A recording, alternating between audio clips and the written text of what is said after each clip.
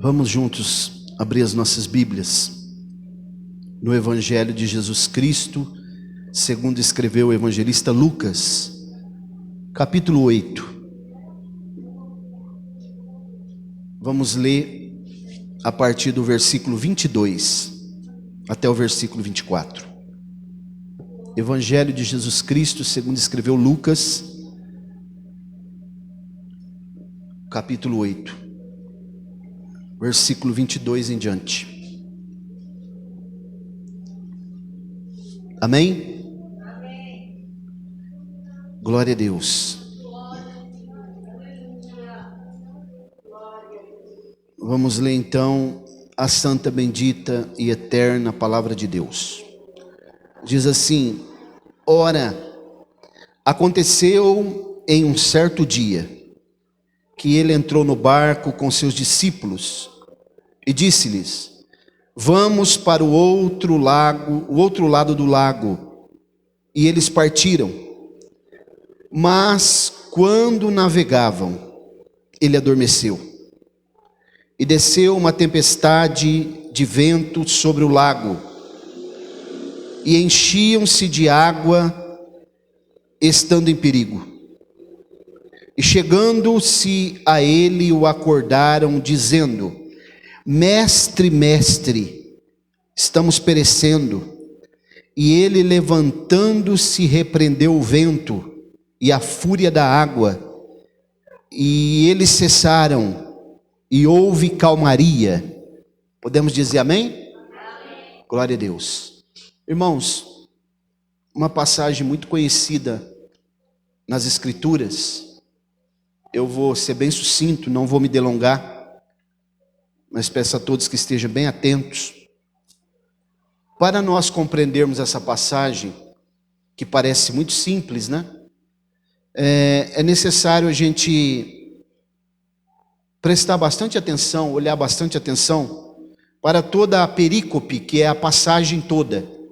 Porque essa passagem aqui, ela não se resume apenas a esses versículos que nós lemos. É bem mais abrangente. Haja vista quando nós olhamos para os versículos 16 e 17, que é muito interessante, e a gente pode ficar até perguntando, por que Jesus falou sobre isso, quando ele estava pronto para atravessar para o outro lado do lago? Essa passagem que está sendo narrada por Lucas, acontece no Mar da Galileia, que na verdade, como eu já ensinei aqui, é um lago de água doce, chamado também de Mar de Tiberíades, Lago de Genezaré. E aqui é comum tempestades, porque como está muito próximo aos montes, sobretudo o Monte Hermon, que é muito alto, e há uma oscilação de temperatura muito grande aqui, a variabilidade de temperatura aqui é muito grande. De dia, durante o período do dia, pode chegar a quase 50 graus de calor. Quando é à noite, a tempestade ela despenca abaixo de zero. Isso faz com que massas de ar frio e ar quente se choquem e precipitem tempestades sobre esse lugar aqui. Aqui também, nessa região, é conhecido como Decápolis, porque havia ali 10 Decápolis, 10 cidades que estavam às margens desse lago. E o versículo 16 e 17, acompanhe comigo, se você puder manter sua Bíblia aberta, diz assim, ó: nenhum homem acendendo uma candeia a cobre com um vaso, ou a põe debaixo da cama, mas a coloca no castiçal, para que os que entrem vejam a luz. Porque não há nada em secreto que não será manifesto, nem alguma coisa oculta que não se tornará conhecida e venha à luz. Olha o que Jesus está dizendo. Mas irmãos, por que Jesus está falando de candeia, ou de candeeiro, luz, quando ele vai ordenar os discípulos para passarem para outra banda? Por que Jesus está falando sobre isso? Jesus está se referindo aqui a algo muito maior, a uma outra coisa, muito além. Não obstante, às vezes a gente até usa esse texto aqui, principalmente o versículo 12, para dizer que Deus sempre irá revelar aquilo que está oculto, as transgressões que os homens fazem, e isso é verdade. Uma hora ou outra aparece. Não adianta a gente querer esconder, por mais que a gente faça no oculto, os olhos do Senhor estão em todos os lugares. E a Bíblia diz que os olhos do Senhor procuram os fiéis na terra. Então Deus está vendo tudo agora. Mas não é só isso que Jesus está falando aqui, há algo mais aqui. Jesus está falando aqui, irmãos, que às vezes existe alguma coisa que Deus quer projetar, Ele está fazendo uma projeção aqui. Ele está fazendo uma projeção para Ele mostrar algo maior. Às vezes Deus, Ele quer mostrar alguma coisa para nós, durante a nossa vida. Alguma coisa que Ele quer acender, uma candeia, para a gente poder brilhar em alguma área da nossa vida, sobretudo nas coisas espirituais. Mas às vezes a gente coloca um vaso sobre aquela candeia e apaga. Mas Jesus, uma hora ou outra, irmãos, Ele vai acender essa candeia, para que todos fiquem sabendo que realmente, quando Ele tiver um propósito, alguma coisa, não ficará vazio, não será debalde. Jesus vai concluir o propósito que Ele tem. E Ele tem um propósito, então, pastor Mauro, na sua vida, né? Não, Ele tem um propósito na vida de todo ser humano, desde que o ser humano reconheça que Ele é Deus, que Ele é Senhor, e que queira ter um compromisso com Ele. Muito além de pregar, irmãos, muito além apenas de vir à igreja, há um propósito maior relacionado com a questão da vida cristã, muito maior. Há um propósito nisso, mas às vezes nós colocamos um vaso ali e ocultamos aquilo que Deus quer brilhar, fazer com que apareça alguma coisa relacionado com a nossa vida. Se não, vejamos, olha o versículo 22, há um propósito. Ora, aconteceu em um certo dia. Jesus fala de candeia, fala que ninguém pode esconder uma candeia, colocar debaixo da cama, colocar um vaso. Depois, a Bíblia diz, aconteceu em um certo dia. Isso aqui é um advérbio de tempo. Passou uns dias depois que ele havia falado da candeia, mas de repente ele está agora de frente ao mar da Galileia de novo, e Jesus convida os discípulos, e diz assim, que ele entra no barco, versículo 22, e diz para eles, vamos para o outro lado do lago. E a Bíblia diz que eles partiram.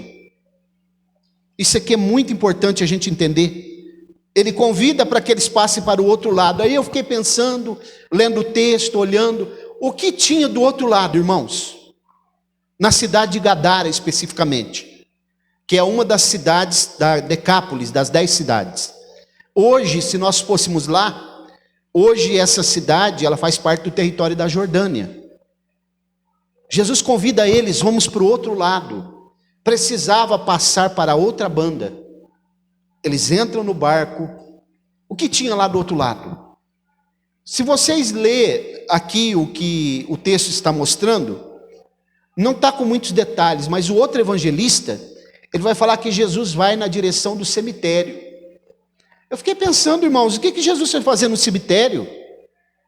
Ao invés de Jesus chegar numa cidade, Paulo, procurar o shopping, procurar o centro da cidade, o melhor local, a melhor localização, o melhor restaurante, Jesus caminha na direção do cemitério.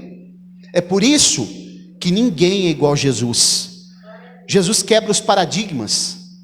Jesus, ele mostra coisas para nós que os homens não são capazes de fazer.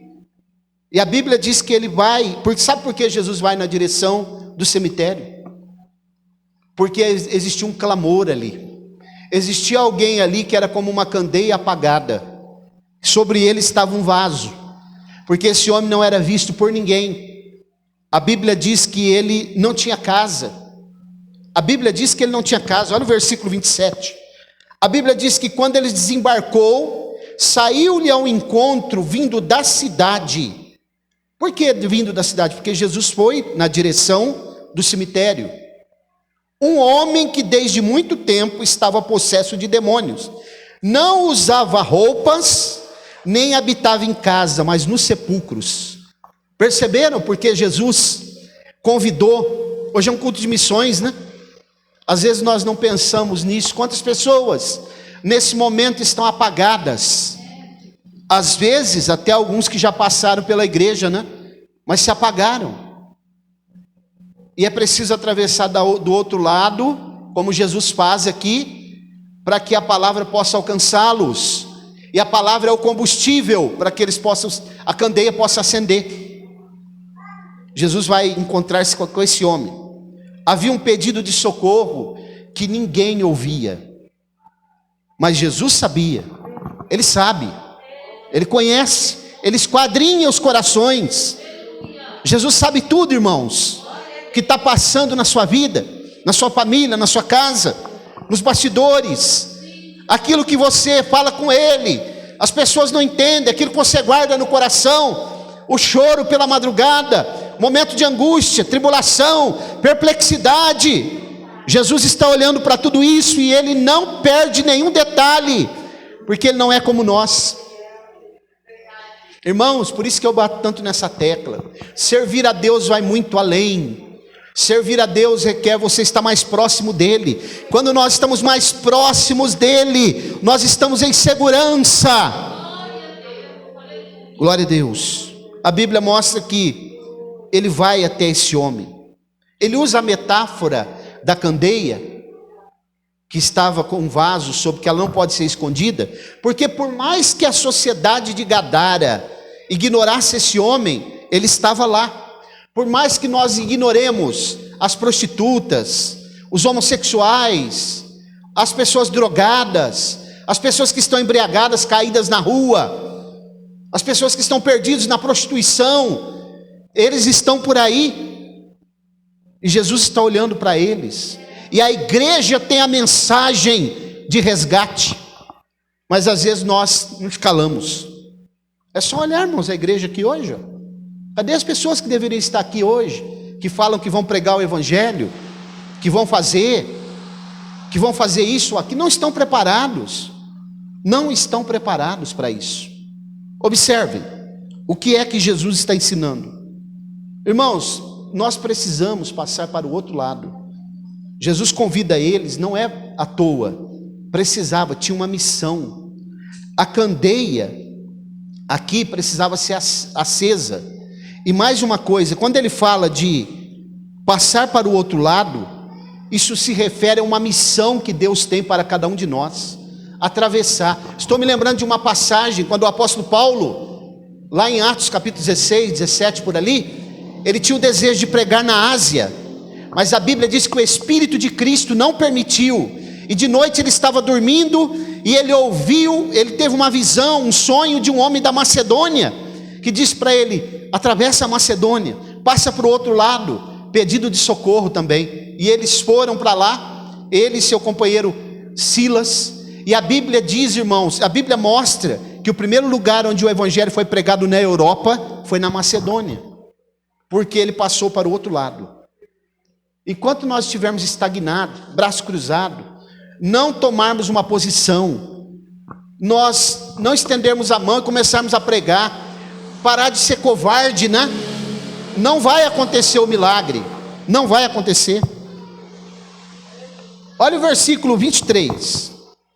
Uma coisa que me chama a atenção aqui também, depois que eles entram no barco, é que Jesus, irmãos, ele nunca perde o controle de nada. Jesus estava tranquilo, porque a Bíblia diz no versículo 23, enquanto navegavam, ele adormeceu. Ora, quem é que dorme dentro de um barco? Esse barco aqui não é um grande navio, onde as pessoas fazem cruzeiro, confortável. Isso aqui é um barquinho muito rudimentar, muito antigo. E eles atravessavam aqui esse lago, enfrentavam as tempestades ali. Jesus dormiu. Sabe por que Jesus dormiu? Porque ele tinha certeza absoluta que eles chegariam em segurança do outro lado. Jesus nunca perde o controle. Jesus sabe que ele tem o controle da situação. Nós chegaremos em segurança se Jesus estiver no nosso barco, viu? Agora, se eu pular do barco, irmãos, esquece, viu? E tem uma coisa: o fato de Jesus estar conosco no barco não nos ausenta de tempestades.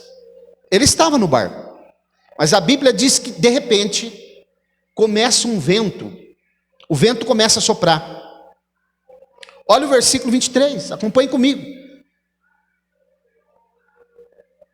Enquanto navegavam, ele adormeceu, e desceu uma tempestade de vento sobre o lago, e enchia-se de água, estando em perigo. Mesmo com Jesus no barco, eles estavam em perigo. Perceberam? Quantas pessoas que passaram em perigo agora, nessa pandemia, mesmo com Jesus no barco, alguns pereceram. A Bíblia diz então que no versículo 24, chegando-se a ele, o acordaram, dizendo: mestre, estamos perecendo. E ele, levantando-se, repreendeu o vento e a fúria da água, e eles cessaram, e houve calmaria. Jesus tem o controle absoluto, irmãos. Esse versículo 24, ele me traz uma reflexão sobre não só os obreiros que auxiliam o pastor, mas como também as pessoas que são membros da igreja. Porque, irmãos, se há uma coisa muito difícil para um pastor, para um líder, no caso aqui o líder era Jesus, é quando os obreiros que estão ao lado dele, ou o povo que ele está liderando, não acredita naquilo que ele prega. Não há, irmãos, escreva isso na tábua do coração de vocês, não existe nada mais frustrante para um líder, para um pastor, para um pregador do evangelho, quando ele prega uma mensagem e as pessoas não acreditam. É exatamente o que estava acontecendo com eles, porque Jesus é a solução, Jesus é a esperança, Jesus é o socorro, Jesus é o Senhor, Jesus controla tudo. E esse cidadão, Jesus dormiu, foi descansar, porque ele sabia que eles iam chegar lá. Ele sabe, irmãos. E agora eles estão novamente mostrando o quanto eles eram incrédulos, céticos. Senhor, se o Senhor não acordar, nós vamos morrer aqui. Ora, Jesus não estava no barco? Jesus já não havia ensinado eles, pregado, mostrado o caminho? E Jesus então manda o vento e o mar se aquietar, porque Jesus é o criador de tudo isso, viu? Glória a Deus. E irmãos, eu vou falar para vocês, viu? Eu já conheci até pastores que nem a mulher dele acreditava no que ele pregava, por incrível que pareça. Frustrante. Tanto é que esse pastor, nem pastor é mais, porque quando nem a mulher dele acredita no que ele prega, ele pode fazer outra coisa, vai vender limão, fazer outra coisa, porque ele não vai ter êxito no ministério dele. Então aqui, Jesus está ensinando uma grande lição. Quando nós ouvimos a palavra de Deus, nós devemos crer naquilo que é pregado, a não ser que seja um charlatão que esteja pregando. Porque o escritor aos Hebreus, no capítulo 4, ele diz que se a palavra pregada, ela não estiver misturada com a fé, ela não vai surtir efeito.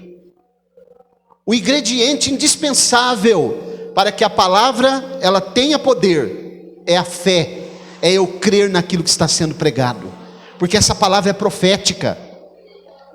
Irmãos, quem não tem propósito, quem não tem um propósito profético na sua vida, ele não vai alcançar êxito, ele não vai ter motivação para servir a Deus, porque todos nós que estamos aqui, com certeza, Deus tem algo profético para realizar na nossa vida, mas nós temos que crer, e buscar, e perseguir isso que Deus tem. Pastor Mauro, mas o que será que Deus tem para mim? Eu não sei, mas Ele tem algo excelente para você, para a sua família, para a sua casa, para o seu trabalho. Deus tem coisas grandes, não é triunfalismo, mas é preciso que eu creia na palavra e que eu persiga isso. Eles não perceberam. Irmãos, tem pessoas, uma das coisas que mais me frustra aqui em Colina, nesses 9 anos quase que eu estou aqui, é que tem pessoas que eles não percebem que se Jesus está no barco, Jesus jamais morrerá afogado. E se eles estão com Jesus no barco, eles também não se afogarão. Aqui em Colina tem muita gente assim. Aqui é difícil. Quantas pessoas que nós já ensinamos aqui em Colina, que nós mostramos o caminho, a direção. Teve uma pessoa aqui que eu fiquei 2 anos discipulando essa pessoa, irmãos, aqui em Colina. E essa pessoa foi embora. Ela não deu crédito. Ela dizia que acreditava. Agora eu descobri a verdade. Eu descobri a verdade. Agora sim, foi Deus que me enviou aqui. Cadê, irmãos? Então aqui, ó, se Jesus estiver no teu barco, pode ter certeza de uma coisa: ele não vai morrer afogado com a tempestade, e o teu barco não vai afundar se ele estiver no barco, porque ele está no controle absoluto da tempestade. Eu falei um dia aqui que Deus, Jesus é Deus, e esse Deus, ele desce no meio da tempestade e manda ela se acalmar. Viu, irmãos? Ele desce no meio da tempestade. A tempestade não pode detê-lo, a tempestade não pode estagnar ele, a tempestade não tem poder sobre ele, a tempestade não pode diluir o seu poder, a tempestade não pode fazer ele parar, a tempestade não vai interromper o milagre que ele tem para ser realizado, a tempestade não vai fazer com que ele tenha medo, a tempestade não vai fazer com que ele recue, a tempestade não vai fazer ele voltar para trás, a tempestade não vai fazer ele sair correndo, porque ele é Senhor até no meio da tempestade. Glória a Deus. Você sabia que ele tem controle até no vento? Tudo. Tem um texto em Apocalipse capítulo 7, eu vou ler aqui com vocês, versículo 1. Observem, capítulo 7 de Apocalipse, versículo 1. Olha o que a Bíblia nos ensina. Diz assim, capítulo 7, versículos 1. Verso 1. Depois destas coisas eu vi 4 anjos de pé nos 4 cantos da terra. Esses aqui são os 4 pontos cardeais: norte, sul, leste e oeste, retendo os 4 ventos da terra, para que o vento não soprasse sobre a terra, nem sobre o mar, nem sobre as árvores, sobre árvore alguma. Percebeu? Quem controla o vento? Embora esses ventos aqui, eles são figurados, é uma metáfora sobre guerras, para não acontecer guerra em nenhuma parte do mundo, mas ele tem controle sobre o vento. A Bíblia diz que tem um anjo, está aqui em Apocalipse 14, que tem controle sobre o fogo. Aqui em Apocalipse também tem um anjo, narrado um anjo, que ele tem controle sobre o sol. Tem um outro aqui que tem controle sobre a natureza, sobre a fonte das águas. Todos esses anjos trabalham sob a ordem de Deus, de Jesus. Por isso que a Bíblia diz que ele dará ordem aos seus anjos, ao teu respeito, para que você não tropece com o teu pé em pedra. Deus guarda, irmãos, Deus é fiel, ele tem controle sobre o vento. Os ventos se levantam para estagnar a obra que Deus tem na nossa vida, para que você não atravesse para o outro lado e não acenda a candeia que precisa ser acesa lá. A candeia, sabe quem era? O gadareno. Ele precisava de um renovo, ele precisava ser liberto. Sabe quantos mil demônios que tinha no corpo daquele homem? 6.000. Legião. Quando Jesus vem chegando, ele fala: que tenho eu contigo, Jesus? Vieste nos atormentar antes da hora. Era uma legião, meu nome é legião. 6.000 na conta dos homens, na conta romana. 6.000. Jesus libertou aquele homem. Ele não usava roupa, se feria com pedras, diz o outro evangelista. As cadeias não seguravam ele, vivia nos sepulcros, estava esquecido, apagado. Jesus chega lá e toca naquele homem, fala uma palavra para aquele homem se acende como uma candeia. Essa é a missão de Jesus, é a missão da igreja, é a missão do culto de missões, de se fazer missões. Glória a Deus. Infelizmente, muitos não acreditam nessa mensagem. Glória a Deus. Deus, irmãos, ele também nos traz ventos favoráveis, sabia? Sabia que tem ventos favoráveis? Depois você lê na sua casa o capítulo 6 do livro do profeta Zacarias. Vai falar dos ventos que o Espírito de Deus sopra para poder cumprir o propósito dele na vida daqueles que servem a ele. Tem ventos favoráveis também que vêm. Ah, pastor Mauro, os ventos estão difíceis. Qualquer hora, a brisa que Deus vai mandar na sua vida, você vai perceber, esse vento é favorável, é Deus que está trabalhando e as coisas vão acontecer. Glória a Deus. Agora, tem um detalhe, né? Existem tipos de vento que vem na nossa vida também, que são mandados pelo próprio Deus, viu? Sabiam? Haja visto o caso de Jonas. Lê o livro do profeta Jonas. Precisou de Deus mandar um vento, porque ele estava tentando fugir da presença de Deus. Ninguém foge da presença de Deus. Não pode se fugir da presença de Deus. Vou citar mais uma vez aqui aquele hino das crianças: não dá para brincar de esconde-esconde com Deus, porque o Senhor esquadrinha, perscruta o coração, perscruta o mais íntimo do âmago da alma do ser humano, aquilo que os médicos não sabem, os psiquiatras não sabem, os aparelhos de ultra tecnologia não sabem. Deus sabe e a sua palavra vai esquadrinhando. Não adianta tentar fugir de Deus, não dá certo. Jonas tentou fazer isso, Deus mandou um vento, o vento ia também afundar o barco, precisaram lançar ele na água, aí Deus manda um grande peixe, vai lá e traga ele, para ele entender que Deus é Deus. Agora, tem ventos também, que são do inimigo, viu? Esse vento mesmo que soprou aqui, é um vento do inimigo. É só ler o que Marcos narra sobre isso daqui, que Marcos também vai narrar, e ele diz que havia outros barquinhos que estavam juntos, mas só atingiu esse barco, o vento. Significa que é um vento que veio de Satanás. Por isso que Jesus repreendeu a fúria do mar. A Bíblia diz lá em Atos também, que no momento que Paulo estava no navio, veio um vento forte chamado Euroaquilão. Você sabe o que significa Euroaquilão? É o vento mais forte que sopra da Europa. Euro, vem de Europa. Estava atingindo o barco. Mas o barco, irmãos, aquele barco não foi salvo, veio o naufrágio, porque Deus precisava que Paulo também passasse para outra banda, e a Bíblia diz que eles chegaram numa ilha chamada Malta, e lá na ilha de Malta, Paulo pregou o evangelho, curou pessoas doentes, muitas pessoas se renderam aos pés do Senhor, muitas candeias foram acesas lá. Às vezes o vento que vem, também é para que nós cumpramos o propósito que Deus tem. No caso de Paulo e de Jonas, foi Deus que mandou. No caso do barquinho de Jesus, que Jesus não estava fora da direção de Deus, estava literalmente na direção de Deus, esse vento veio do inimigo. Irmãos, é muito sério. Quem não tem a visão espiritual, foi lido aqui, ó. A senhora leu aqui, irmã Antônia. Os homens que são naturais não entendem as coisas espirituais. Eu cheguei a uma conclusão aqui em Colina, irmãos. Muitas pessoas aqui, eu posso ficar aqui 100 anos pregando aqui. Eles não vão compreender, porque eles estão de olhos fechados. Eles não vão entender. Agora, o que me chama a atenção, eu vou concluir aqui. Nós precisamos perseverar até o fim, irmãos. Até o fim. Porque no final é a vitória. Não está no começo e nem no meio da caminhada. Eu já falei isso aqui muitas vezes. Deus disse para Daniel: Daniel, tu porém vai até o fim, viu? Até o fim. Para que Deus possa completar a obra no nosso coração, irmãos. Então eu vou concluir dizendo para vocês que Jesus vai até aquela cidade de Gadara, acende a candeia.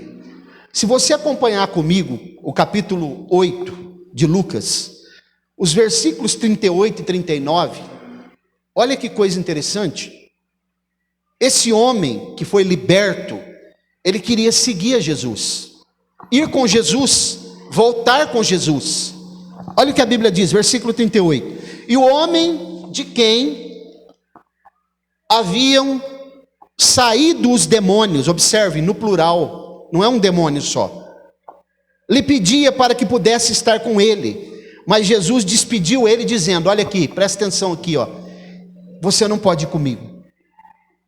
Você já foi liberto, eu já acendi a candeia. Olha o que Jesus vai dizer para ele no 39. Retorna para a tua própria casa. Esse homem tinha casa, mas não habitava na casa dele, habitava nos sepulcros. Olha o que o evangelho tem capacidade de fazer com as pessoas.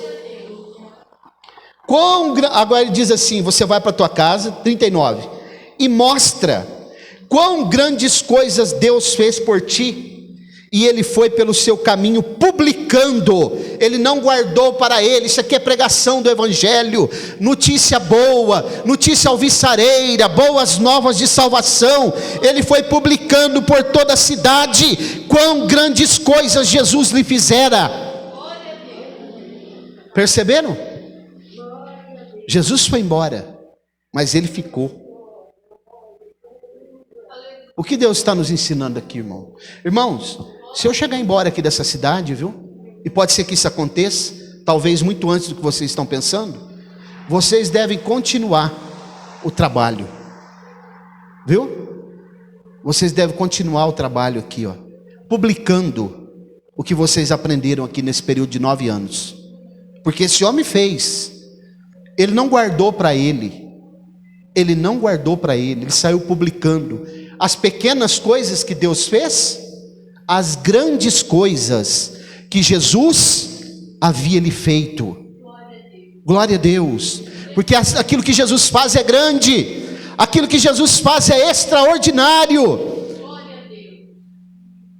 Ele disse: eu quero ir com o Senhor, mas Jesus disse: você não pode, você vai ter que ficar, mas você precisa publicar as grandes coisas que Deus fez.